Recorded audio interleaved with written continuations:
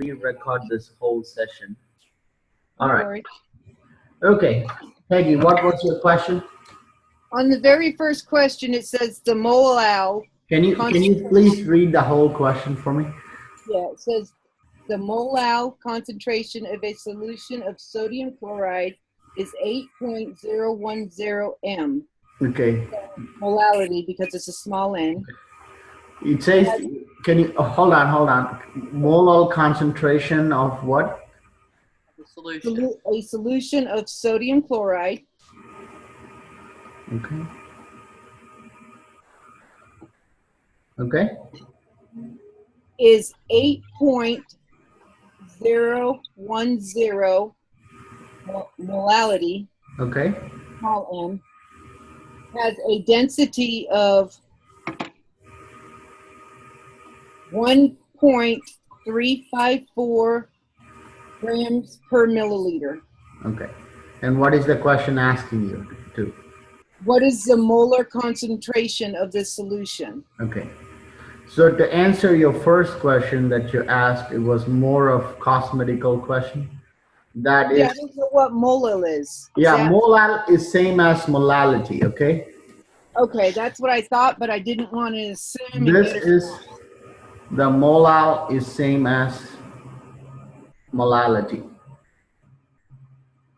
Okay. I'm not sure why you picked this question. This is rather a little bit like around maybe a 4 out of 10 difficulty, but it's good you picked this one because if you do this, then whatever's left is not going to be even 4 difficulty. It's probably going to be. I can do the equation. I got the question. I just didn't know what molar was. Okay. Now, does Lowell, I think you're there, can you do this problem? I haven't attempted it yet. Okay. So, Peggy, you said you can do it. How would you do this problem? Okay, the first thing I would do is, let me get my little notes out. I have so many notes in this class. I need to, first out, just, this is how I do. I start from the beginning and I do mole over solute. Okay. A mole of salt. Hang on a second. I got what you're saying, but write this way. Molality is moles of solute over what? 1 kilogram of solution. Of solvent, sorry. Did you meant to say solvent? Nope. No, molality is solvent. Molarity is 1 liter of solution. You can't get them mixed up. Okay, well, I've got that from the video. I just wrote it down wrong. Okay, you probably wrote the molarity one here. This is molality. And yeah, molality. Yeah, molarity is moles of solute over a liter of solution. Okay, so that would be wrong then. Yeah. This is what I wrote in my video. I'm very sure I don't make this kind of conceptual mistakes ever. So. No, I just wrote it wrong. I'm sure I was just looking above and I thought it was this exact same thing, except the only difference was 1 liter and 1 kilogram. I'm going to underline this because typically people get lost or can do a problem related to anything with molality and molarity, not just this problem, is because first they don't write it fully the definition. They just write mole over 1 and they cut short too many things and leave out too many things. You have to remember the difference. The numerator is exactly the same. The denominator is not. So for the molality is 1 kilogram of solvent. Molarity is 1 liter of solution, right? Right. All right. So to solve this problem, you're asked to find the molar concentration, right? That is molarity, right? Yeah. If I write this in a much more simpler way, the units for this would be either mole over 1 liter or just write mole over liter. Okay. This is what you want to have when you're finished with the problem. Now, if you have any other unit, that means you have not set it up right, or maybe some other problem that's going on that's preventing you from getting here. This is the way I have found it helpful. Normally, this is not how it's told. They just do the math problem and then have you probably get it or probably don't get it. but I always start with the unit first and see if I end up with the same units in the end, right? All right, now use the given information. There are two given information. One is this 8.010 lowercase m, and I will be very cautious. I don't mix match these. I don't use my handwriting as an excuse to get away from it. From this, these two are two different things. This is molality, this is molarity. Right. Okay, so that is one piece of information given. The other is this. And if you watch my video carefully, I use the given information to my advantage to go one step at a time. All right, so if I'm given molality, that means if I guess you have to know how to write things up first before you start. I'm given molality, which is this number right here and a unit. That is same as writing moles over 1 kilogram. First, you want to set it up this way. If you don't, I know that chemists don't think like normal people, and they would write it this way. I will understand what that person's talking about, but the rest of the world sometimes has trouble when the splash is all the way here by the mole. Well, if it has been written this way, it would have made life a lot more simple. But again, like I said, chemists don't think the same way the rest of us think. Okay, so I prefer to write it this way so that when you get to that block method of calculation, you know which one to flip up and which one to go put on the bottom. All right, what do you see is strikingly similar between the definitions I wrote for molarity and molality? The mole of solute. So we already know this part, this number is already known. We don't need to even calculate that. This is already given to you. Right. You don't even need to do anything about it. So the numerator is already done. To get this part right here, this bottom definition for molarity, we know the numerator already, because whether it's molarity or molality, the numerator is always going to be the same. There is no getting around it. You cannot have one number here, and you cannot have a different number here. All we have to do is, we somehow had to convert this kilogram to liter and then substitute it into this division formula, then we are done with the problem. How are we exactly going to do that?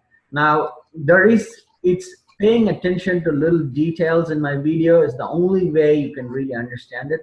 And I mentioned it, when I give density, we don't give density of water because the thing is already mixed in water. Density refers to density of solution. These are the little details that usually get left out when this is taught. People kept saying density, density the whole time. They never actually make it clear what type of density are we referring to. The density in any of these problems would refer to density of solution, because we are not just looking at a beaker of water. We're looking at something else that's already dissolved in a beaker of water. So the density, that number given, is for density of solution. Okay? Right, Peggy? Okay, yes. Okay. So now if you see that, these are the key words here. So we have to not just convert kilograms to liters, but we also have to get rid of the term solvent to solution. Okay, liter is a volume term. If you need volume, well, whenever you're given density, it should tell you that you have to first find the mass of solution, which we don't know. I'm going to work this problem systematically. You have to find the volume of a solution. Well, first, we don't even know the mass of the solution. Without knowing that, there's no way you're going to be proceeding in the problem. And what is the solution made of? I've explained that in my video. It's mass of solute plus mass of solvent.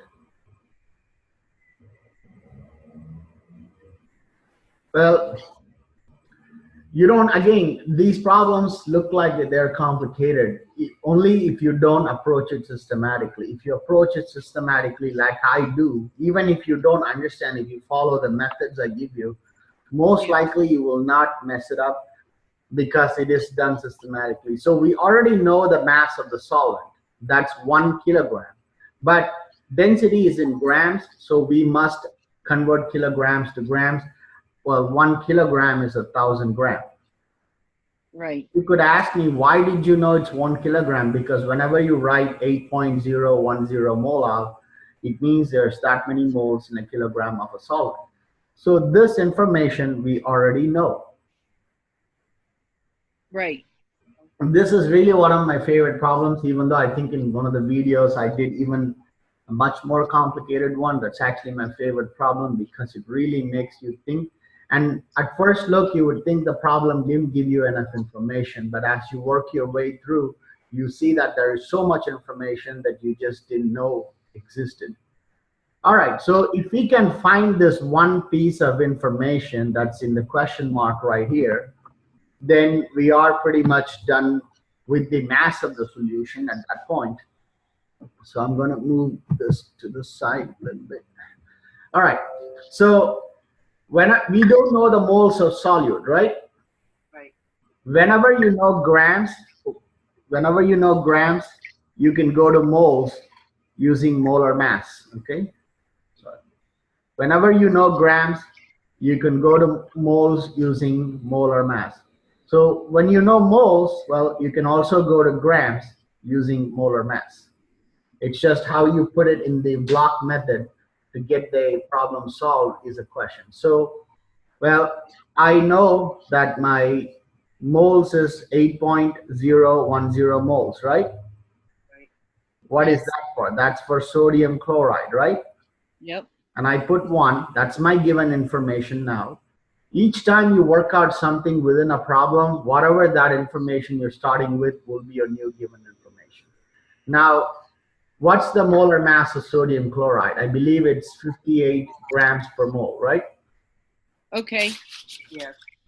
Okay, sodium chloride's molar mass is roughly around 58 grams. Again, please write it this way. You may think I'm trying to control your thinking, but I'm not. In fact, I'm trying to help you to liberate from not sticking to my method. Yes. If you start writing, well, the first problem I notice often with any chemistry that I teach is people don't write units. People leave out units like they leave out the parsley on top of a dish. Okay, they just kick out the parsley and eat the dish. And that's how people treat the units in a chemistry class. And if you have that mindset, it's very, very difficult to maneuver. I write it this way. This is my molar mass, and it's always grams over 1 mole. Now, where do I put my 1 mole, Peggy? What do I want? I want grams, right? Yeah, you're going to put the mole on the bottom beside the 1. Okay. And then you're going to go up and put 58 grams above Now, that. can you give me the math for it? What would it be? It would be, That? I'm sorry? Can you multiply and get me the number for it? Yeah. Hold on. I got to get my little handy dandy calculator on. All right, I got 464 grams, roughly 465 grams. I'm just going to write 465 grams, okay? You can do a little rounding because honestly it will make no difference. So now I know this number, right, Peggy? Yes, you do. I know the mass of the solute. I already know the mass of the solvent. So what's my mass of the solution? Just add them up. 1465. 1465 grams, right? Yes. Our goal is to get to volume of solution. That means this right here is my new given information. So I put this information and I want my density in volume. So again, I wrote the 1.34 as gram per milliliter. I'm going to write it as 1.34 grams over 1 milliliter. That's what it really means, okay? Right. So I put my 1 here. What do I put on the bottom and what do I put on the top? You're going to put the grams on the bottom, the 1.354. Good job. And the 1 mils on the top, right? Yep. Now liter, we want it to liter. And I'm going to write the conversion here. 1,000 mils is 1 liter. You don't need to remember these. This is all already given in the appendix for your in the exam. Oh, really? Great. I might put it on because you guys are online. I can create an appendix section, but it will be underneath that under the question itself. Yeah. So you Well, don't we need have to go- know this for nursing, so I think we got the kilograms and milliliters down pat. All right. So now we put 1,000 mils on the bottom and 1 liter on the top, right? Yes. Okay. Now let's get the math done. Get this answer in liters, so we can now go get our final answer. 1465 divided by 1.354, and then divide by 1,000. So it's about 1.1 liter, right? I ain't there yet. You're too fast for me. Okay, it's 1.08 liters is what I got. If I cancel all these out, now we are finally getting to a point to actually solve this problem. Okay, I'm going to lower this just a little bit so I can finish this all here. Okay, now what are the two informations do we need to get to our final answer? Peggy? Don't we need moles and don't we need liters? Yes. So the moles is already circled, so you don't need to do nothing to it. Write it as it is. Now divided by the volume, which I'm also going to come back and circle it in blue. So it's the two blues that we're after. So 1.08 liters. Now if you see, when I'm getting to that final stage of my problem, all I'm left with is what I want in the units. It's moles per liter. So it'll be 8.010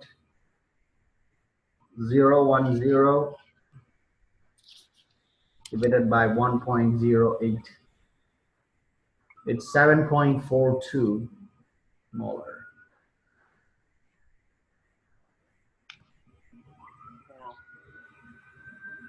Do you see that? Yep, and my problem was getting the formula confused because I wrote it down wrong, but in my problem I did it right. So it was just my error, and I didn't do the last step. Okay. Now Lowell, are you still there? I am. Okay. We are officially finished with the problem. Now with these problems, you have to first figure out where you get stuck.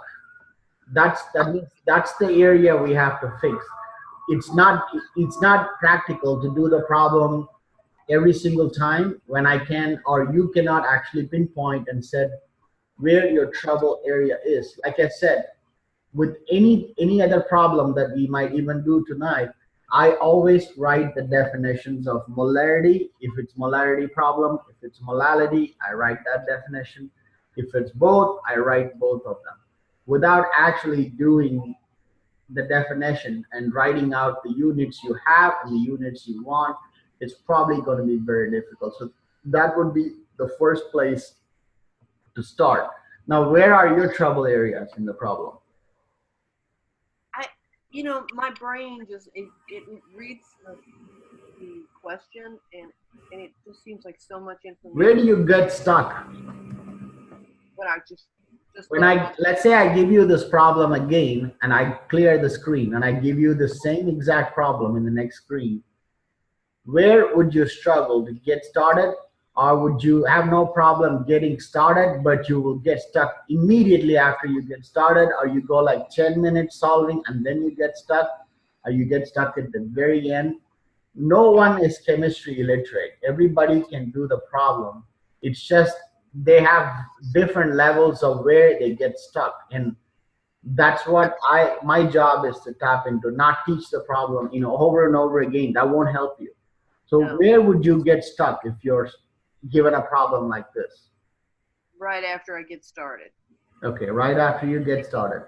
All right, let's actually move on to something else. I'm gonna give you something else because this is a problem that I wouldn't start. It's recorded, so don't worry, it's recorded. I'm gonna come up with my own formula here. See what you can do. Calculate. This is a one step behind problem to the one we just did. calculate the molar, calculate the, oops,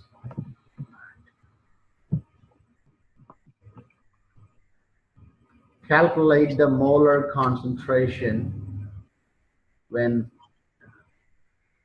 2.5 grams. I'm giving you the most easiest problem because if you're getting stuck right after you start, that means you don't know the concept well.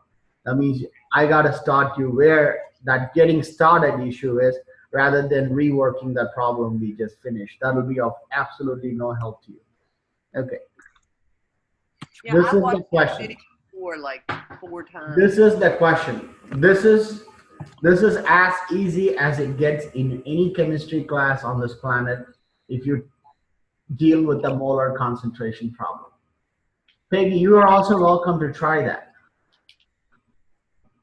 Okay. This is the only kind of problem we need to do for this whole molar concentration idea, and then we'll do one for molality, and then I'll come back and hopefully by that time Lowell would have gone past that first stage, and hopefully we just have to fix that last bit of information. So we're looking at molarity. So we're Okay, looking so at what is the question asking us to do, Lowell? it's once it's to calculate the concentration, the molar. Molar concentration, right? So Right. what is molarity? What is it? Molar means molarity. Molal means, I'm going to write that down here. Unfortunately, I cannot violate the way of scientific writing. So when we write it, it's molar concentration. When we write it in the unit, it's molarity. So I cannot violate that and write it any other way. All right. So it's mole of solution of solute over 1 liter of solution. Okay. Can you tell me the definition of molarity? Isn't that what I just did? It's the definition is mole of solute over 1 liter of solution. Very good. Okay. Now, you don't see me write that density here, right? No. That means we're going to assume that in 500 milliliters of water, I meant to write more water there. So when you finish solving this problem, your units should be moles over liter, right? Right. Which we don't know either of those in this particular problem. All right. Whenever you're given grams and you don't know moles, that's where you first start. Well, tackle one thing at a time. Let's solve this first. This is an easy problem, trust me. This just written a little long, but it's very easy. This is like the basic foundational problem. We don't know either of this. Well, we technically know this, but we'll get to that in a minute. We don't know moles of solute. And I just said that in week 6, week 7 now. Whenever you're given grams and you want moles, you have to go through molar mass. Right. So your first job, well, we don't even know moles, which we know in the earlier problem, but the earlier problem gave that information because the rest of the problem is complex. This problem did not give you that because this is an easy problem. So why don't you go get the molar mass for sodium chloride for me? You can give me a roundabout number or you can give me a whole fraction number. I don't care. They will make no difference. All right. Sodium's 23. Okay. And chloride's right about 35, right? Right. So we've got. So it's 58 grams over 1 mole. Don't write 58. Don't write 58 grams. Molar mass has got both moles and mass in it. That's why it's called a molar mass. That means you should always, when you finish writing, you have to write it this way. This is just to help you. I know, as I said like earlier, chemists write this way. I can understand when a chemist write this. But normal people have trouble making sense of the way this is written and translate it into a calculation. Not everybody can translate that. Some people can, most people cannot. This, I think most people would agree, can be translated. All right, so this is your given information. You have 2 separate given information. One given information is for the numerator, one is for the denominator. We're dealing with the numerator. You cannot go from mils to moles. That's impossible. You have to go from grams to moles. Okay. You can go from mils to moles, but we don't know the concentration itself. So that's the problem. So let's write this. I'm going to switch colors here. Let me get a different color. So 2.5 grams is what I need to work out the numerator. So that's my given information. And there is nothing, so I always put a 1. Now I want moles of sodium chloride. I have grams of sodium chloride, but that's why I had you calculate the molar mass of sodium chloride. How would I go from grams to moles using this information that I just circled? What do I do with it? You put the 1 mole on the top. Okay. And then you put your 58 grams on the bottom. Very good. That's it. Get me the answer for it, and that would be the numerator. I can also do the math myself just to be sure that everyone is getting similar numbers. Okay, I got 0.043, somewhere like that. That's what I got. You don't need to worry too much. Just write as at least a few numbers. Don't write all of them that your calculator gives you. All right, so we're done with the top. Now we can get rid of the question mark and put a check mark. We're done. And this is just like, you know what, if you have 10 problems in your life, you don't go handle all 10 in one day. Do one at a time and then put a check and see, yeah, I finished with that problem. I forgot to pay my credit card. I paid it now. I forgot to take my dog out for a walk. Okay, it's done now. I forgot to make myself a cup of coffee. It's finished now. So you don't do all 10 problems in one. You don't put them in a smoothie and in a blender and make a smoothie and you're not going to find any answer. We finished one step at a time. All right, moles of solute, done.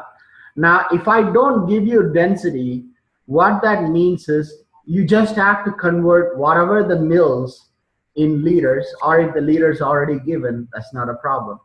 So the second part of the problem is this, the liter of solution. 500 mils is my given information now. That's for solving the bottom. Again, I put a 1, and I gave you the conversion earlier. 1,000 mils is 1 liter. We want the answer in liter. So what do I do with this information, Lowell? Where you're going to put your... Where do I put what in these two things? There's only two things that has to go in this block. Where do I put what? 1 liter is going to be on top. And 1,000 milliliters is going to be on top. So where do I put the 1 liter? On the top or bottom? On the top. Okay, that's what I want. And I put the 1,000 on the bottom, right? All right, now get me the answer. I believe it's 0.5 liters. There's no need to even do math for that. See, I get confused about when I'm finished. Whether I'm still, what I'm still figuring. Because now I would have forgotten to do that step. Now Like I said, this is the very, very basic problem if you're learning the idea of molar concentration. I know there's quite a few of these in the homework. Problem you did first was there's only 1, maybe 2 in the homework or quiz. There's not 10 of them. Most of them are something along these lines. So as I said, first write the definition and find out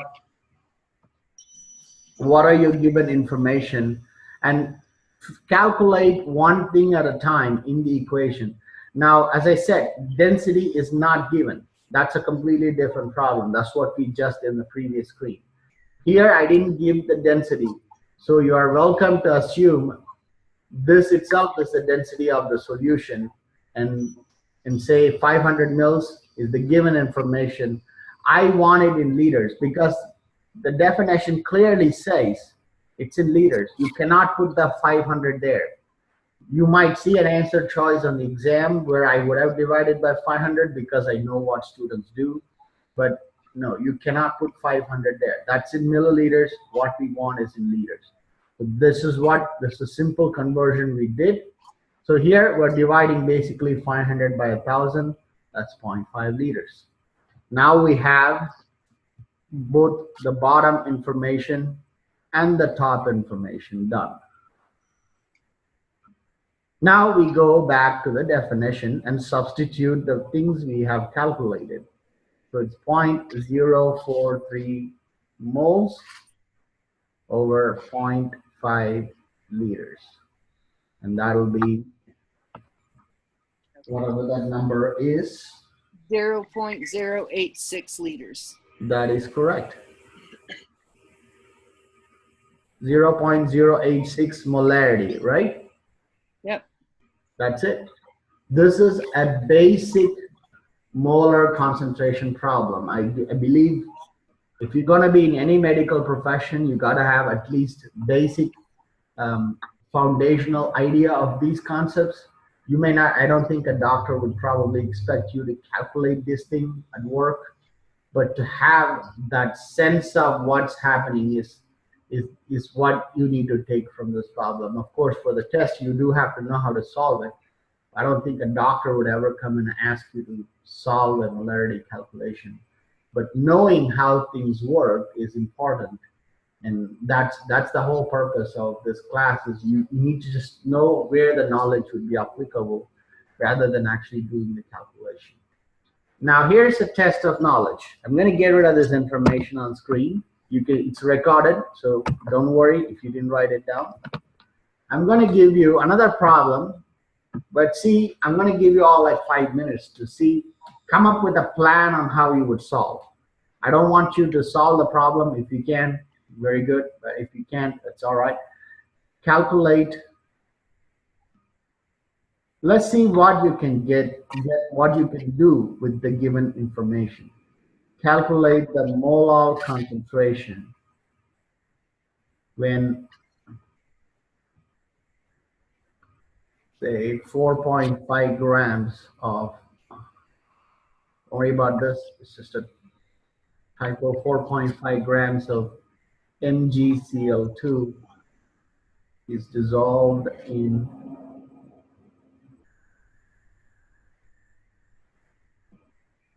500 grams of water.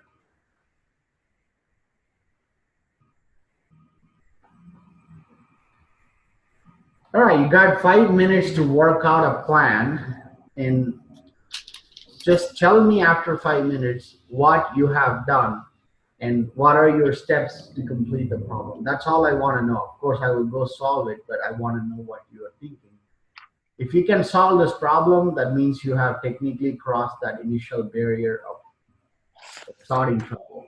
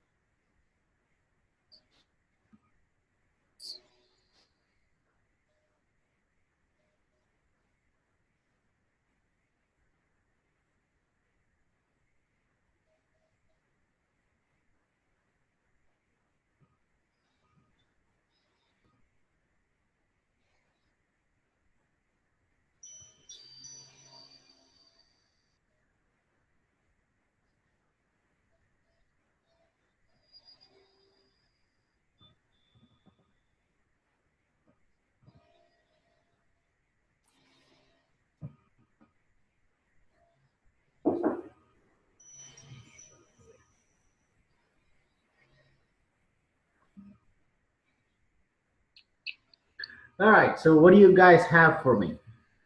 Lowell, let's start with you.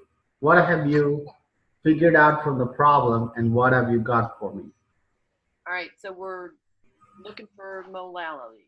Okay, very good. So we are calculating molality. That's very good. Okay, so we're going to be looking for molality as a mole of solute Okay, over a kilogram of solvent. okay, very good. So Now you don't have a problem distinguishing the solute and the solvent itself, right? no, When given a problem, you know which one is your solute, which one is your solvent, right? the water's the solvent. Water is usually the solvent and anything else is a solute. All right, Lowell, you got the first step done. Okay, what's the next thing to do? Do you have both the information or do you have to get both of them in the question? You have to get All right, that's good. the molar mass. Okay, how do we get the moles of solute? All right, we're going to take the molar mass of magnesium chloride. Very good. I like it that you just said magnesium chloride, not MgCl2. You have learned something from week 3. Get this. You have learned something from week 3. You can't say you didn't learn week 3 now. No, You're officially contaminated by chemistry. You can say it right. if I Very could, good. I'm impressed. Okay, so we take we're given the 4.5 grams of Okay, and what's the molar mass of MgCl2? 94. 91? 94. 94 grams over 1 mole, right? Right. All right, now walk me through the next steps. All right, so I put 4.5 grams Okay? mag chloride over 1. Okay, very good. And I'm going to get rid of my grams, so I'm going to put 1 mole on the top Very good. and my 94 grams on the bottom. Excellent. That's it, right? Right. You get the number for it? I did. I got, let's see, I got 0.473. Peggy, are you checking this? Yeah, I rounded it up and put 0.048. 0.0473, is that what you said? Right. And then I All put right, it over. we're gonna give Lowell's number for now because she's Yeah, no worries. working us this problem. All right, we're finished with the top. Right. It's no longer a unresolved mystery, it's done. I mean, moles of solute is done. Now what are we going to do? We got to do our kilograms. Okay, and you're given grams, right? Right. So how are you going to convert that to kilograms? We're going to take let's see, we're going to put the 1,000 kilograms equals 1 gram. Okay, 500 grams at the top you said, and then 1, and then you said 1,000 grams in kilograms. Right. Okay.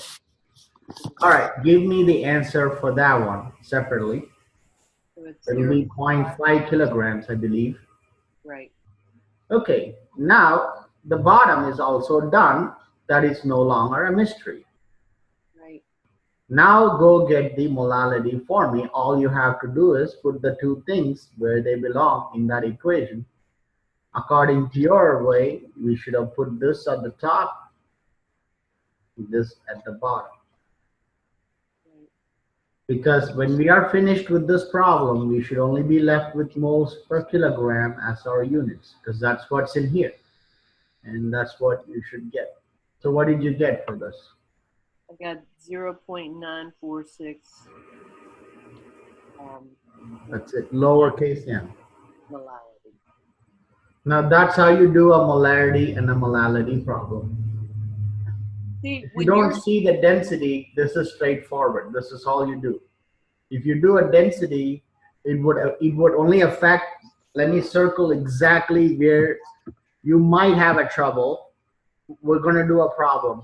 But if you have a density, this will be affected from doing the problem. You won't just stop here.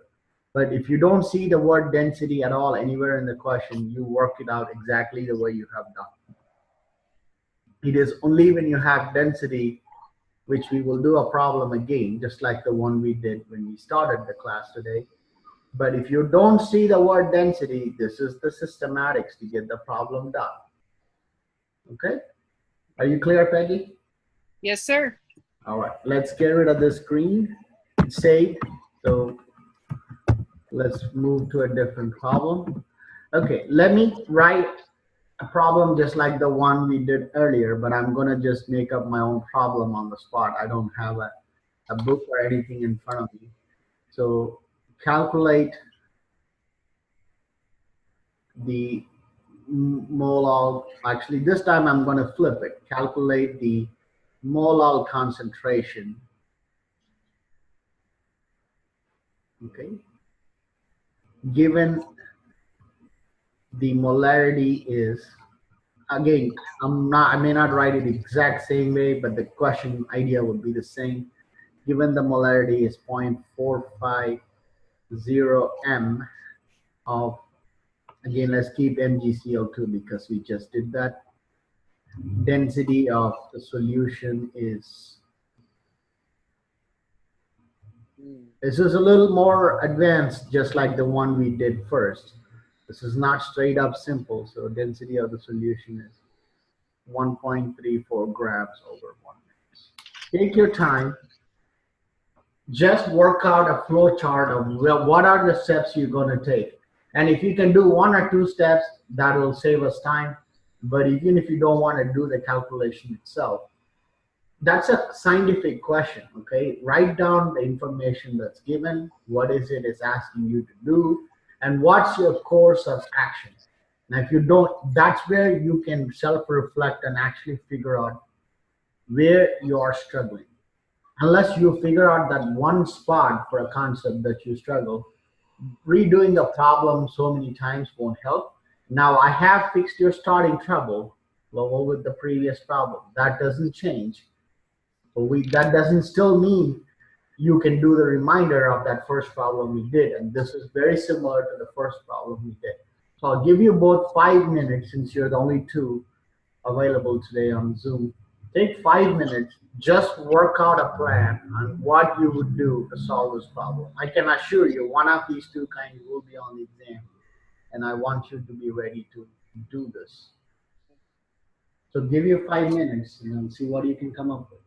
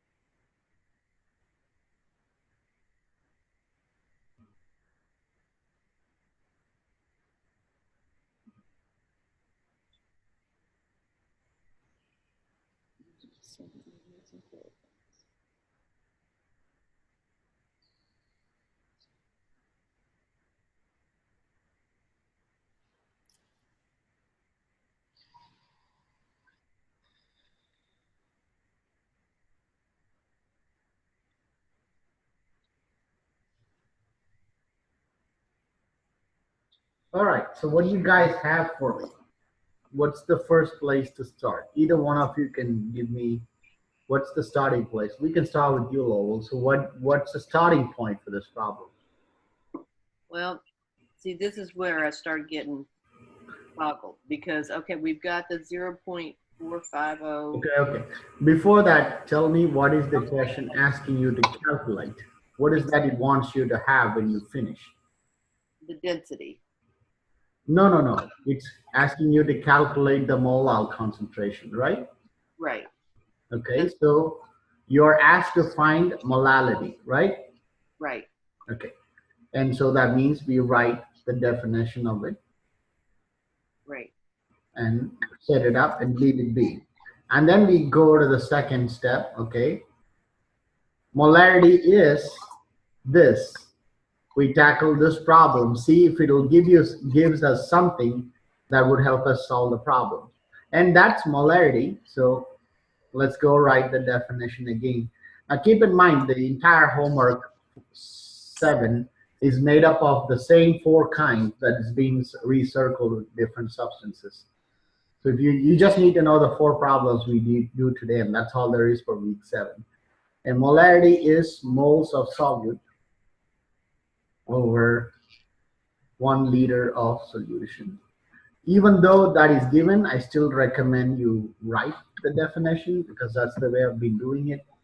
So that means that number is given as 0.450 m, which is same as writing 0.450 moles over 1 liter. That's what it means. Or you can just write liter. It doesn't matter. It's up to you which one you want to write. All right. So now, Lowell, don't worry about the remainder of the problem yet. We got to finish the moles of solute part first before we go to the denominator. Didn't I just say when we did the first problem that these two are not contrastingly similar, they're actually identical, right? Right. Right? This is why I wrote the definition again, even though the number is given. Traditionally, it's not written. People don't write all this stuff when they solve your problem. They just go straight for only the calculation. And that's probably where people get That's lost. where I get lost. Okay, so with all this, if you're still getting lost, means that imagine not having that at all. That would make it even more difficult. So what do you know as it is, Lowell, in this question? Do we even need to solve the numerator? Yes, no. No. Okay, very good. Because this gives us the numerator, right? Right. Because molarity and molality have the same numerator, well, we're already done with the numerator. We don't need to do anything to solve this part. It's already given to us. It's just getting this. In the previous case, the first problem we did, we went from kilograms to liter. In this problem, we're going to go from a liter of solution to a kilogram of solvent. So it's basically the 2 dots. We have to connect the pieces to convert the liter to kilograms. Okay. All right. So this is a liter of a solution, right? Right. That means we still have to find the mass of the solution, right? Right. Okay, we need to find mass of the solution, which is mass of solute plus mass of solvent. Write this definition down. I mean, if you're given density of solution, most likely you have to go through this step. There is no getting around it. All right, do we know the mass of solute? Yes. Do we?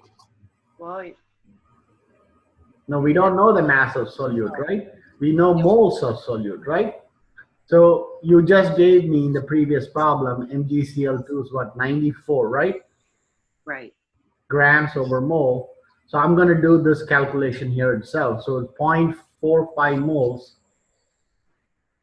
is the given information. We need to find the mass of solute, which would be 1 mole over 94 grams. Can you get the math for me, Lowell? That will be the mass of the solute.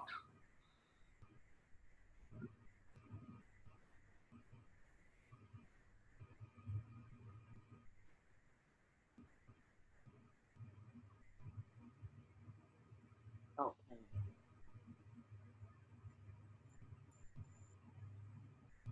42.3. You got 42? Is that right? Yeah. Yeah, it looks about half of that, so it should be about half at 42 grams, right? Right. Very good. So we know this. What we need to ultimately calculate is this, but then we also don't know this. In math, you can only solve a problem when there is one unknown variable. This problem presents us with two, similar to the first problem we did.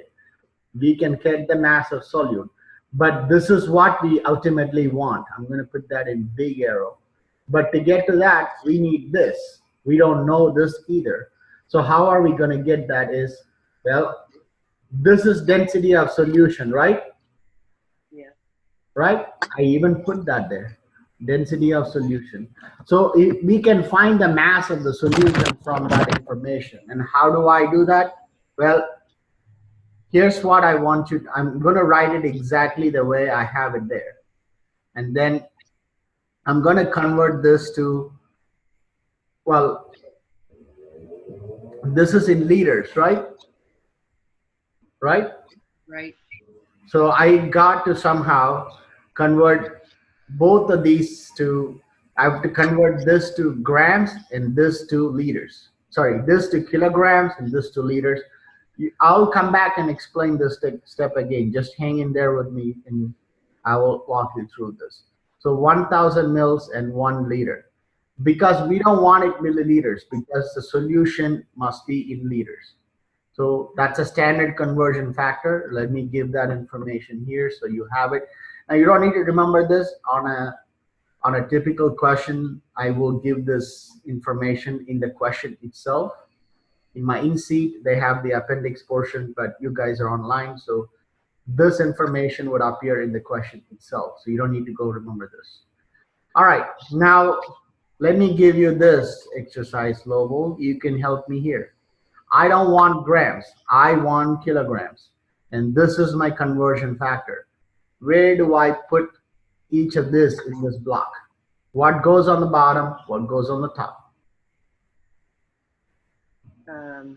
On the bottom, you're going to put the 1,000 milliliters. So that would be the kilogram, the 1,000 grams goes on the bottom, right? 1 kilogram goes on the top.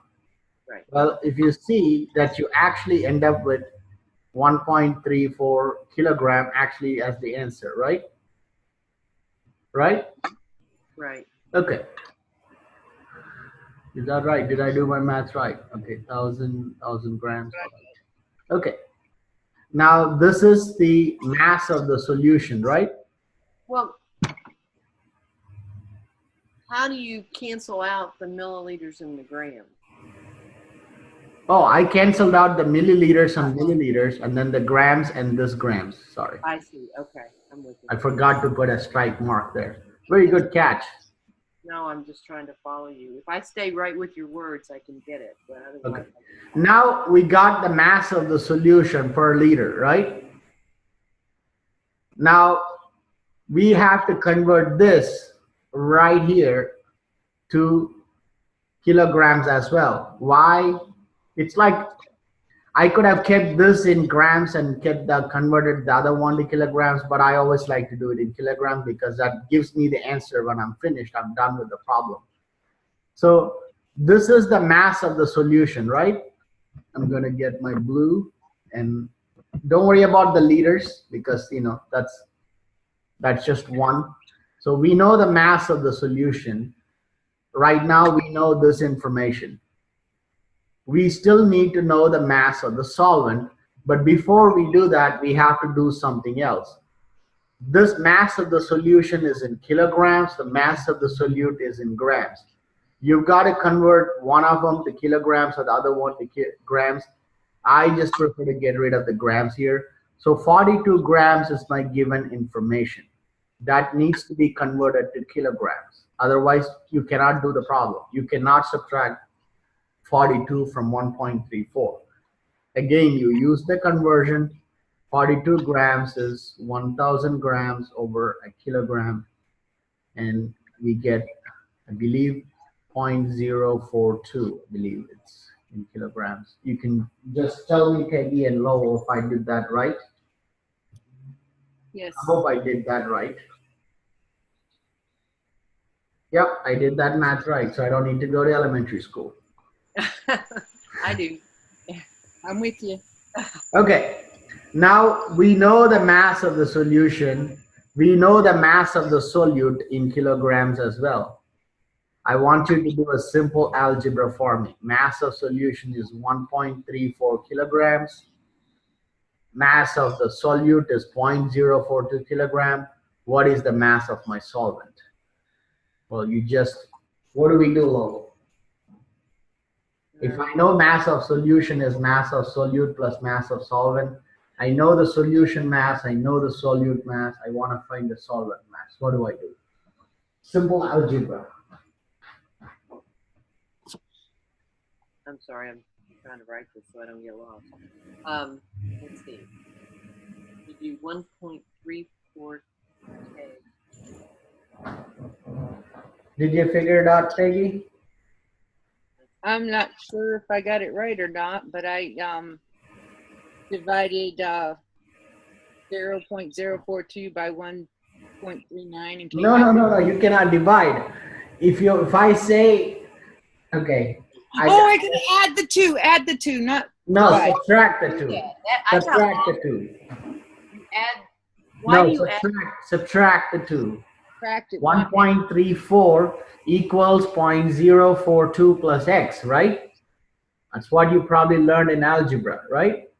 Yeah, That x is the mass of the solvent. If you want to find x, you have to subtract 0.042 on both sides. So x would be 1.34 minus 0.42. I have the number in front of me. It's 1.298 Yep. kilograms.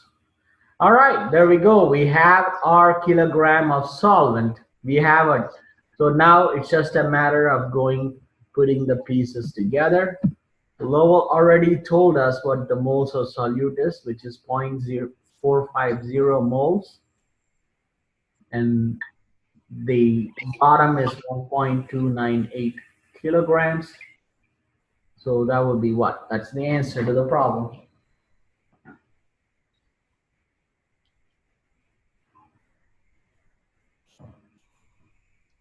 Boy, that's a lot of steps. I just get overwhelmed. I hear you, girl. I do. I just get, my brain just starts like sizzling. All right. If you see any problem with density level, like I think you were a few minutes late.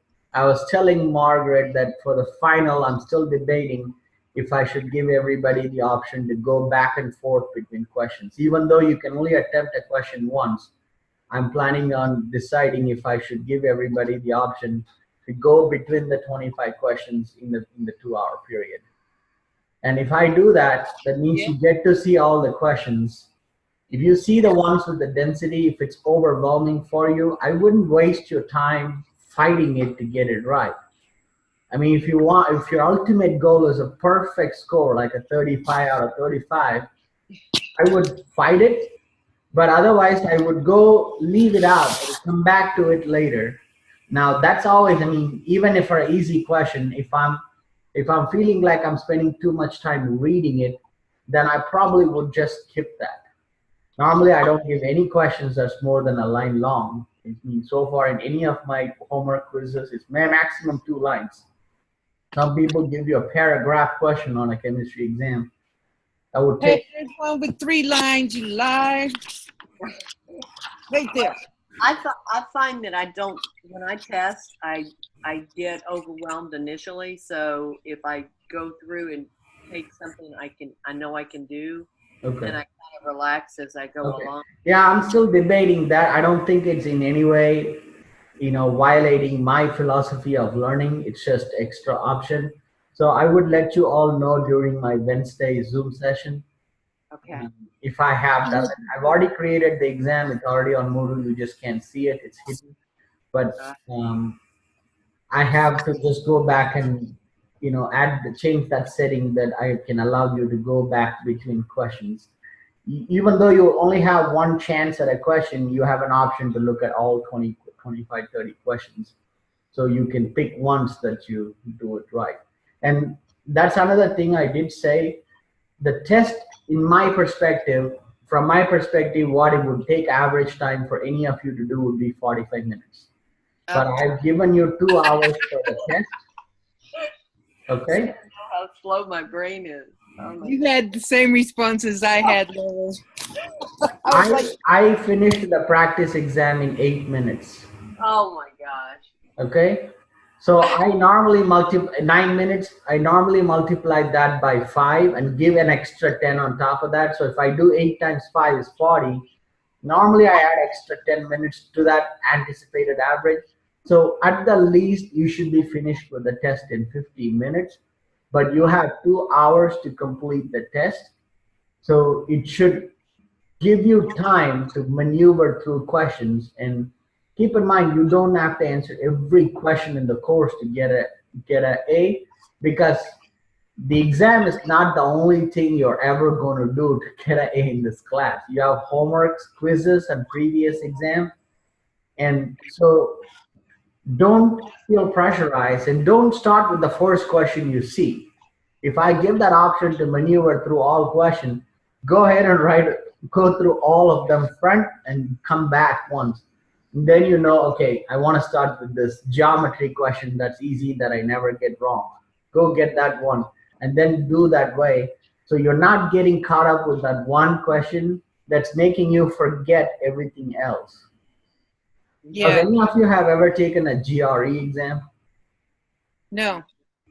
Any of you? Okay, if you only need it if you're going to go for a PhD. Otherwise, you don't really need it. Or MD, I would say. Medical, you do need the GRE exam. That exam is like 4 hours long with a 5-minute break. You continue to stare at a computer for really 4 hours. There are no real accommodations they provide for people with disabilities. There is some, but I think not every center in the world have those options to make the accommodation. So I never understood the purpose of the exam, because no human being cannot take an exam for 4 hours straight with a 5-minute break. I think your brain at one point just fatigues. You don't even think. I think at some point people just select the computer using their mouse, like, okay, I'm done with you after 2 hours. They still have 2 hour more exam to finish. Now with the GRE, it's the opposite of what I told you.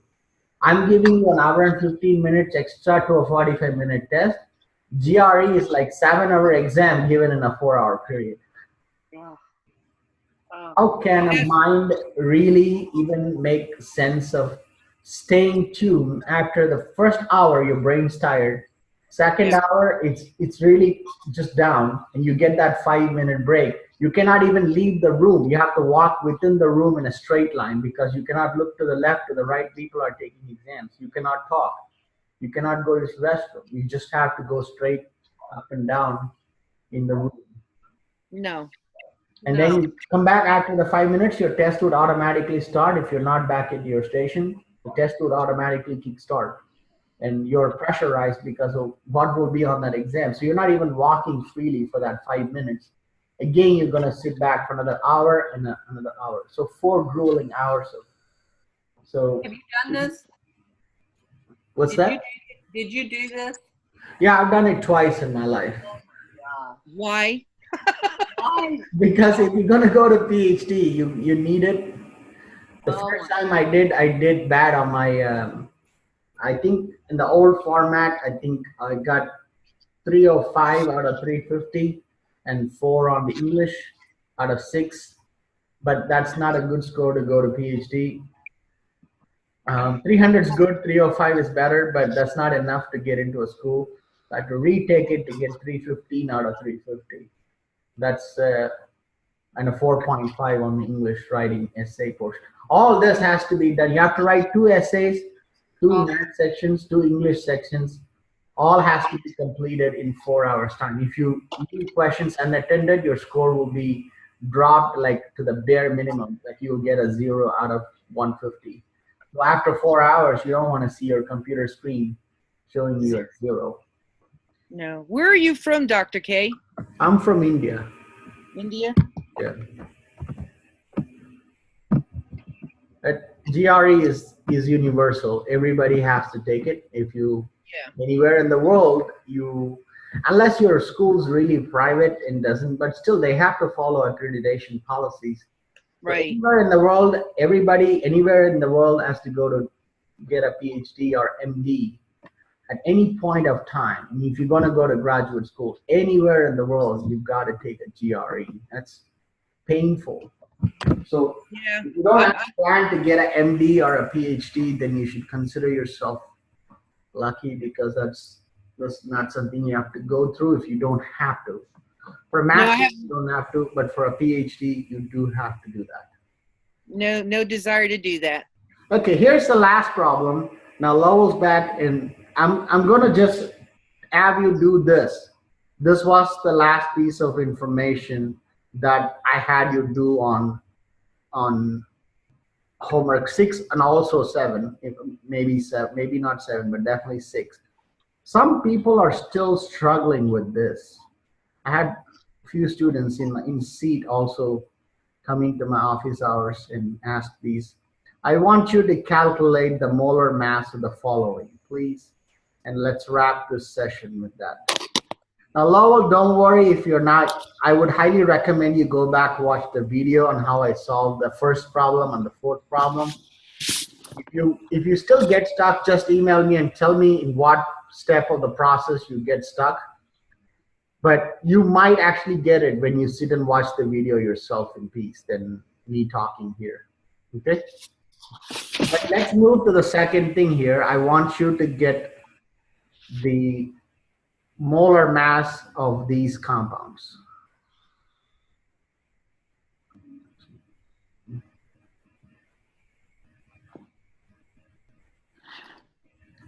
Well, this is.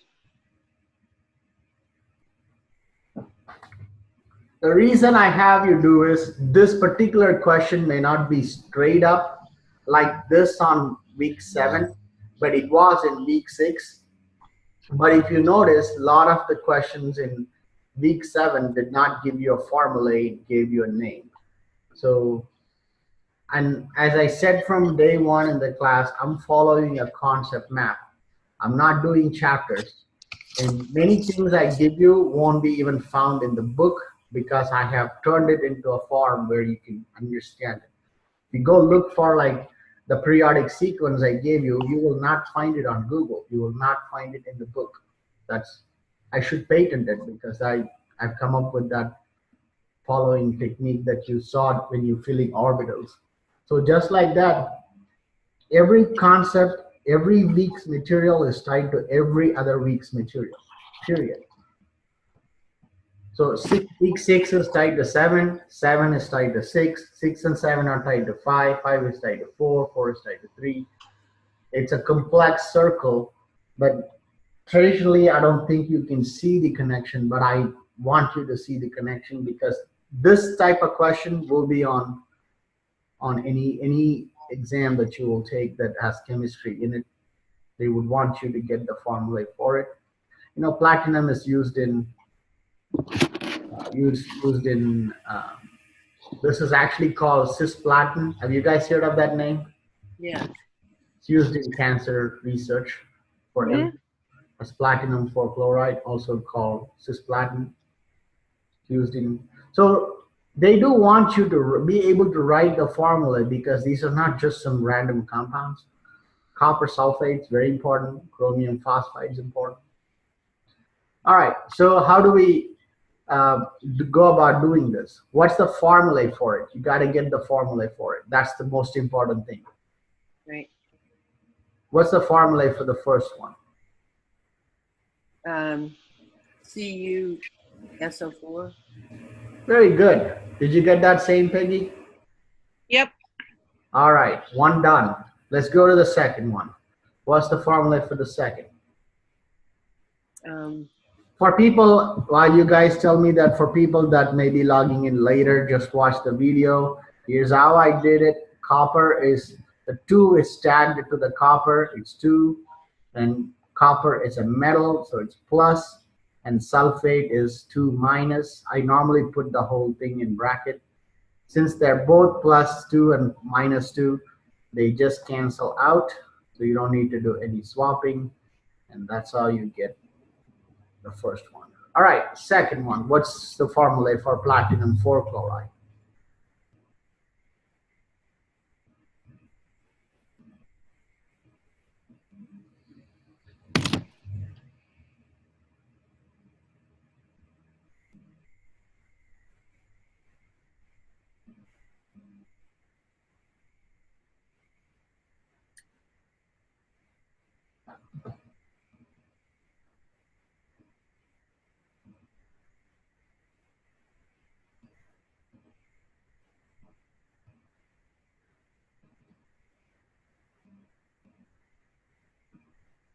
What do you have, Peggy, for the answer? I don't know why my Zoom keeps cutting off. What do you have, Lowell? For platinum, Mine's cutting off too. PT chloride 4, CL4. Very good. Well, what I'm going to do is at the start, I mean, I will send you, when I give the actual exam, next to the actual exam, there will be a folder that will have all the attachments. So if you have already downloaded it, you can still download it during the exam before you start the exam. There will be a folder that I will create called attachments. It'll have all the electronegativity table, every single attachment that normally goes in my in-seat appendix will go on that. Go ahead and download them before, so you're not looking for it just after you start the test. Unless Okay. you have a hard copy, then you don't need to worry. These are the most recent hard copies you sent out, right? Yes. Yes. Yeah, everything is already updated long back, so everything Okay. you see will be already in the correct form. Okay, chromium 4 phosphide. I'm gonna work this out just for people that are watching it later. Chromium is the 4 gets stacked to the chromium, and chromium is Cr, and chromium is a metal, so it's 4 plus. Phosphide is P3 minus, because some people will be wondering how I got the 3. Well, phosphorus is in 5A. Sorry. Phosphorus is in 5A. So it's a -3. I get this stuff. I get it if I had the right chart in front of me, but I don't. Okay, now I didn't bring it out. Is acting up. Okay. Phosphorus is 5A. Apparently, I got into the blue zone, so white zone, so I can see what I'm writing. 5A. So that means I need 3 electrons to get to 8. So that means it has to be 3, but then it's a non-metal, so that's why it's negative. So now let's swap it. So we get Cr3P4. And that's all. You can go get the molar mass later. Well, maybe you can give me for 1. Does anybody calculate actually for at least 1? Well, the Copper, I believe, is 64, if I'm not mistaken. Yeah. Yeah, 64. And then chloride times. Sulfur is 32. 4 oxygen is 64. So that'll be 6, 10. I'm not that smart to just do it in my head. 8, 10, 1. So 7, 10, 16. So it's 160 grams over 1 mole. And here, 3 is for the chromium. I believe chromium is also in the same 54, 55 region, 52.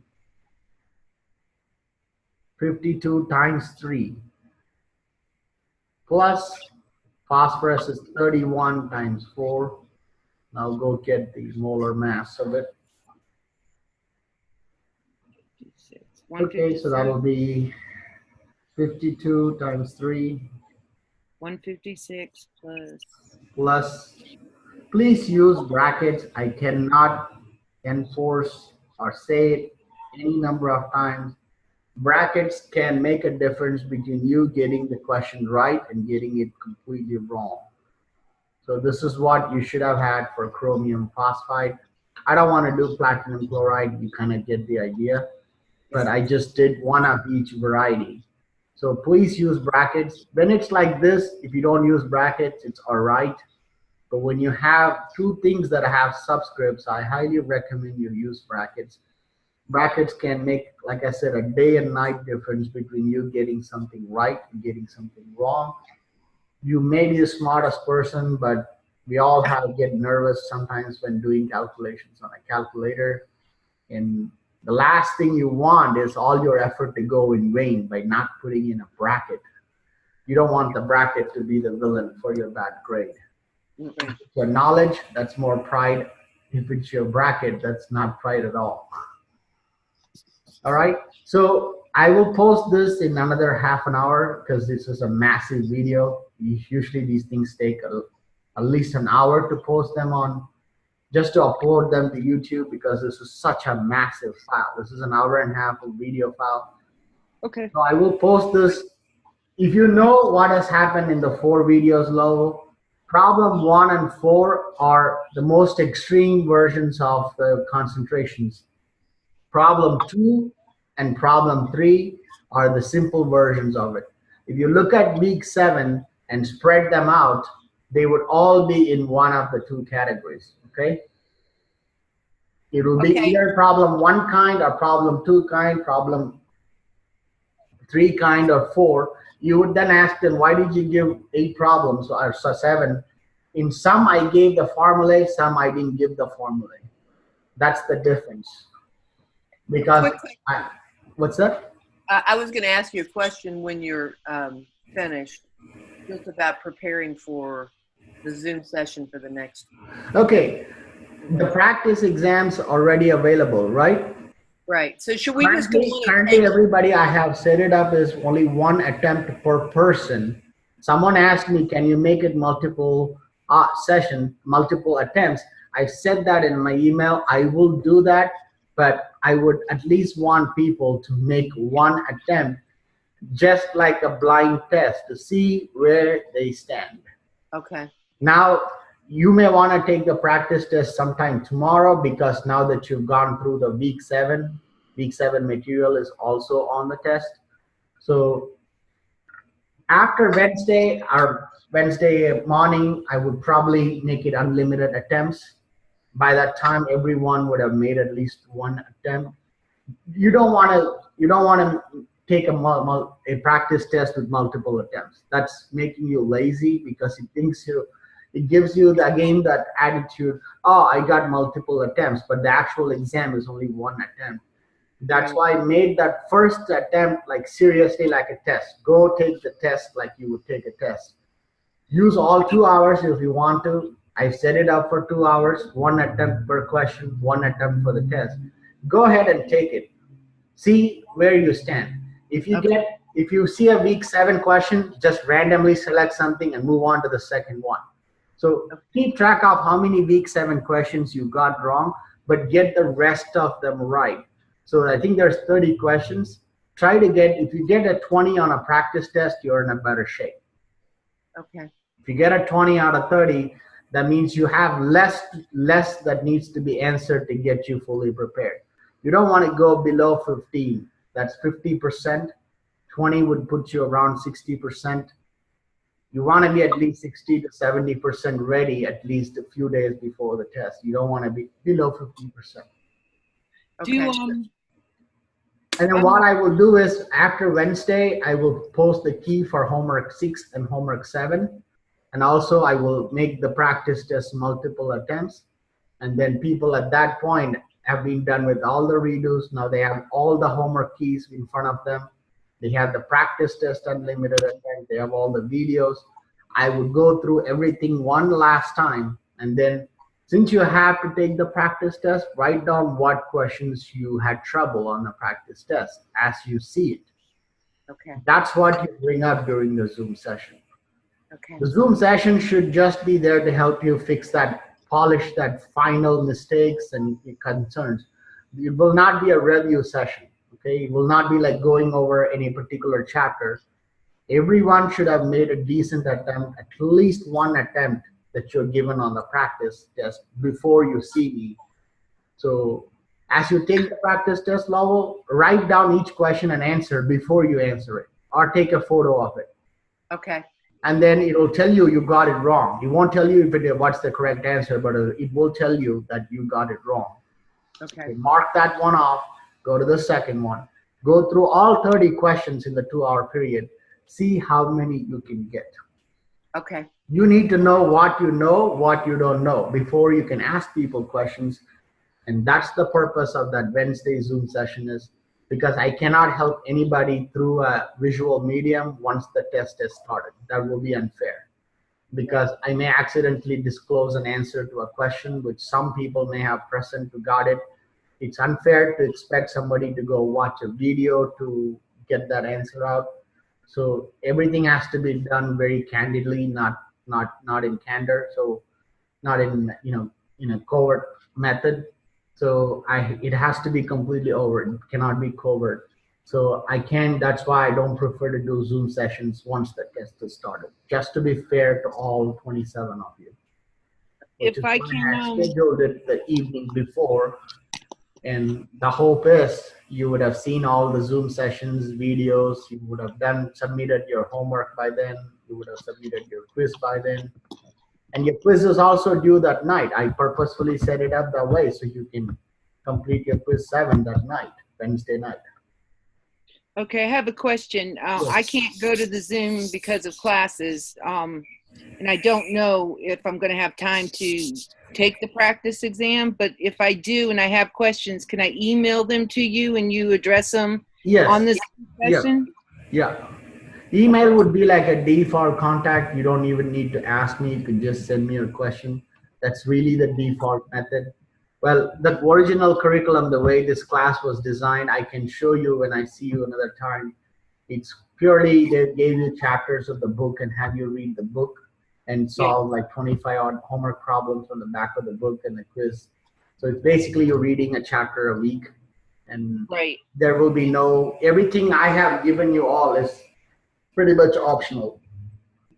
The only thing I'm required as per the course contract for this particular course is reply to emails. Okay. So yes, I will definitely email you because it's already on my job contract for this particular course. But I highly recommend you watch the recorded session. And I try to, but but even if you don't, the practice test will be available till the end of the final day. After Wednesday evening, it will be full unlimited attempts on the practice. But don't take the actual exam before you actually taken the practice. Don't take that gamble unless you're really courageous. You want to get that out of your way. I would try it, but don't even try the actual exam before you've made at least one attempt on the practice, getting used to the idea of taking a test. Comprehensive test. Taking exam 1 was different. This is every material there is. So just don't go, off track and start taking the actual exam. Just wait till Sunday afternoon to take the exam. It closes Sunday midnight. So you should have watched all the videos, reviewed every homework, reviewed every quiz, had the practice test at least done once. So you know exactly what are your difficult areas, and you can bring that up during Zoom session or by email. And then at that point, you should feel more confident as you click that final exam, getting ready to start. You don't want to even press start if you're even 60, 70% not sure or 80% sure. You want to be more than 90% sure to be able to take that final exam. As I said, I am going to make the option for you to go back and forth, but you still will get only one attempt per question and one attempt per the whole test. So, Okay. but given that option to move back and forth, it gives you the option to pick and choose which questions you want to answer. Yeah, Again, that's why I like paper. there may be a total of 30 questions. 5 of them will be bonus. That means you're technically only answering 25 questions. If you answer all 30 right, I will add that bonus points to your total course points, which will increase your. That's good. Now keep in mind, still that homework 1 and quiz 1 points are available. So if you just have to do your best on the final, that's it. Right. And then from there, if you only lose few points on the final, you can always add the points from the homework and the quiz and get out of the class with a decent grade. But I don't think that way, but you have that option. But do your best on the exam itself so that you never have to even care about that homework or quiz. Yeah, I want an A. I just don't want to panic. All right, folks, I'm going to stop here. And as I said, you may have to watch this particular session more than once to get the idea of everything we have done. Just don't skim through it. You probably will lose it. But you do need to know how to calculate the molar mass given a formulae. I can assure you a lot of the questions on the exams don't have a formulae. You do have to know how to get the formulae to be able to solve the problem. So that's all I have to say today. I'll see you the final time on Wednesday at 6 p.m. Thank you. Thank you. Bye. Okay, bye-bye. Hello.